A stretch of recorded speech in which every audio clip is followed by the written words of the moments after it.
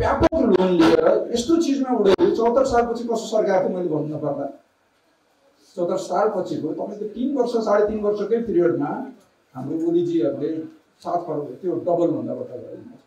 अहिलेसम्म कसैले पनि त्यस्तो अनहिन्ज तरिकाले त्यसरी पुरै मलाई चाहिँ कसैले के गर्न सक्दैन भन्ने तरिकाले ऋण लिएर खर्च गरेको हिस्ट्रीमा छैन।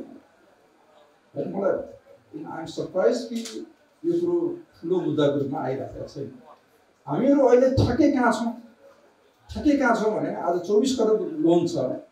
तपाईँले देख्नुभयो आन्तरिक बोरिङ एकदमै धेरै छ। आन्तरिक बोरिङ भनेको तपाईँहरू कुनै यसलाई साधारण रूपमा नलिनुहोस्, किनभने भोलि यो पैसा कहाँबाट आएको छ भने तपाईँहरूलाई थाहा छ।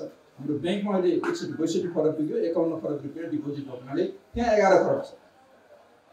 त्यो 11 खरब भएको हुनाले हामी मोस्ट लाइकली 2-3 वर्षसम्म सरकारलाई सजिलै हो।